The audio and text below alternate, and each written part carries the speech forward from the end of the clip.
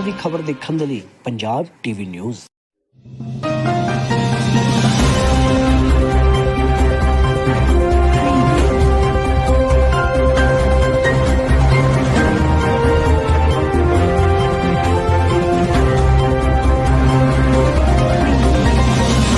हर तरह की खबर देखने के लिए पंजाब टीवी न्यूज़।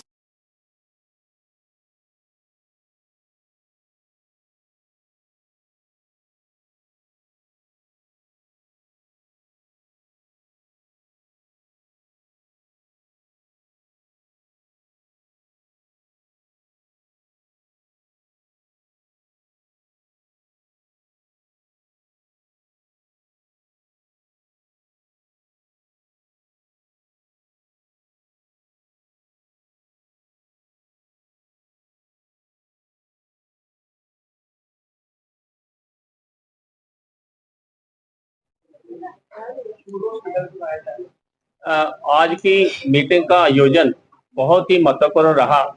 इसमें दो एजेंडे थे, एक पर्यावरण के बारे में था, एक गौ माता के बारे में था। मैं समझता हूँ हमारी सोसाइटी का हमारा सारा बेस दोनों एजेंडों पे निर्भर करता है। यदि पर्यावरण हमारे अनुकूल है तो मनुष्य जीवन बहुत ही अच्छा और सफलपूर्ण निकलने वाला है। और यदि हम गौ माता को गौ माता की तरह समझते हैं तो मैं समझता हूँ हम अपने माँ बाप की उनकी पूरी सेवा उसी तरह ही करते हैं। मुझे आज बहुत ही खुशी हुई कि मुझे इन्होंने एक नेशनल लेवल का मैं तो समझता हूँ रिस्पॉन्सिबिलिटी दी है। मेरा जन्म से ही या अपनी लाइफ में यही रहा कि हम सोसाइटी के लिए जो कर सके, जितना भी कर सके वो कम है। और ये जो जिम्मेदारी दी है मैं समझता हूँ मैं अपने तन मन से करूंगा, क्योंकि मैं संस्थाओं के साथ जुड़ा हूँ। अपनी जनरेशन को, यूथ को मैं अपने साथ जोड़ करके गौ माता की रक्षा के लिए, पर्यावरण की रक्षा के लिए हम प्रयत्नशील रहे। मोहन जी बारे क्या कहना चाहोगे? ये गौ माता को वास्तव में अपनी माता की तरह ही उनकी पालना करते हैं, उनकी रक्षा करते हैं। जैसे मैंने पहले बताया कि इनके कार्यों को मैंने ऑब्जर्व किया, इसलिए ही मैंने इनको अपने साथ जोड़ा है। ये समझते हैं कि यदि गौ माता की यदि सेवा की जाए तो हम अपने समाज की, अपने परिवार की सेवा कर पाएंगे। और इन्होंने लक्ष्य रखा है कि एक डिपार्टमेंट ही सेंट्रल लेवल का गौ रक्षा के लिए बनना चाहिए। क्योंकि बच्चों को, जनरेशन को प्रेरणा की जरूरत होती है। यदि हम इकट्ठे होकर के एनजीओ के थ्रू उनको प्रेरणा देंगे, उनको कुछ ऐसा सिखाएंगे तो जरूर हमारे पीछे लगेंगे। और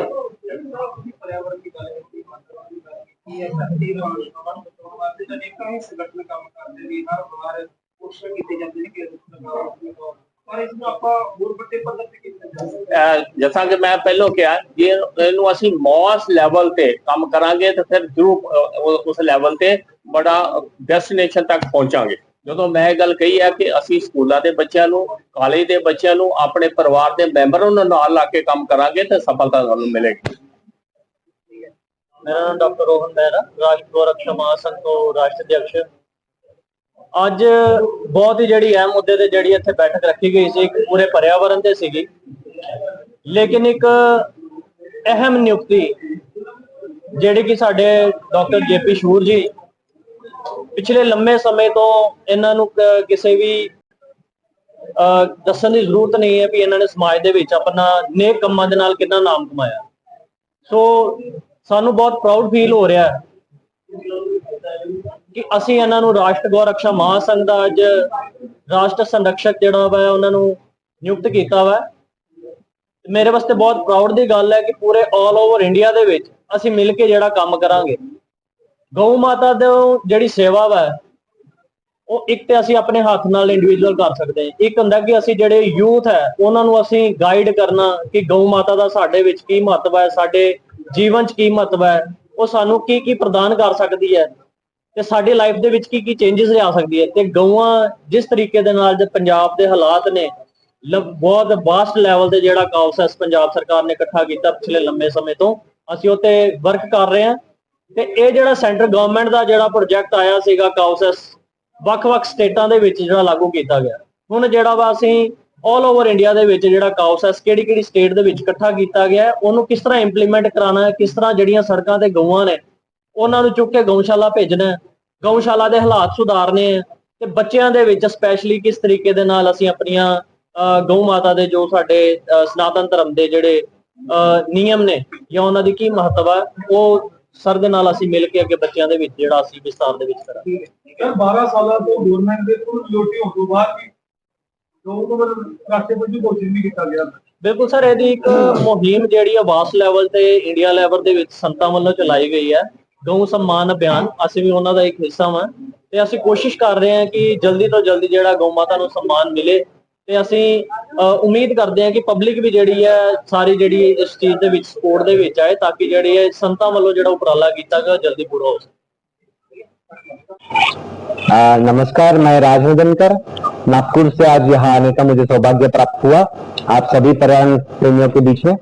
ये एक छोटा सा पर्यावरण प्रेमियों का निसर्ग सम्मेलन बोलिए आप, या पर्यावरण सम्मेलन था। आज यहाँ पे सभी अलग अलग पर्यावरण के क्षेत्रों में, कोई जल संधारण के ऊपर काम कर रहा है, कोई हरियाली निर्माण के ऊपर काम कर रहा है, तो कोई कचरा निस्तारीकरण के ऊपर काम कर रहा है, पक्षियों के बचाव के लिए काम कर रहा है। ऐसे सभी अलग अलग विषयों में काम कर रहे पर्यावरण प्रेमियों का यह एक सम्मेलन आज साबित हुआ है।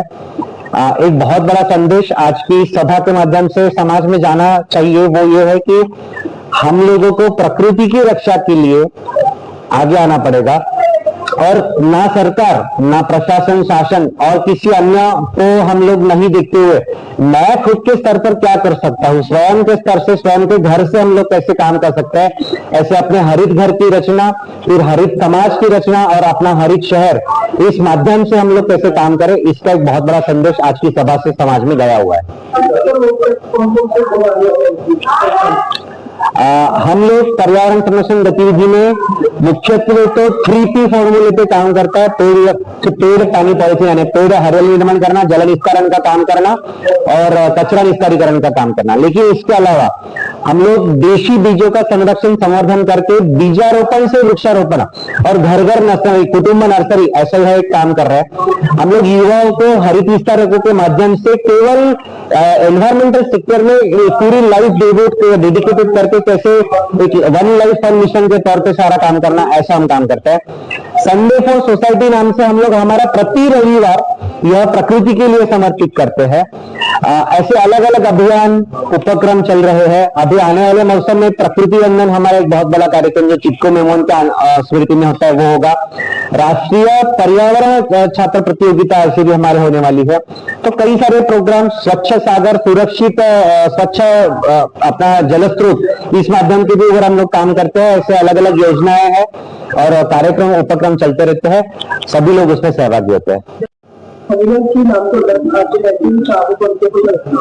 मेरा नाम रविंदर कौर है, मैं एजुकेशन डिपार्टमेंट तो हैगी हाँ ते कल्चर एक्टिविटी नाल भी मेरा बहुत संबंध है।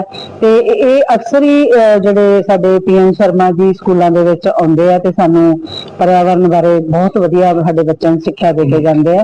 ते मैं भी उत्थे जदों मेरा जन्मदिन जां कोई बच्चों का असीं मैं उत्थे वध तो वध बूटे जिहड़े डोनेट करके ते ओह बच्चों दे कोलों असीं लवाउंदे रहे आ।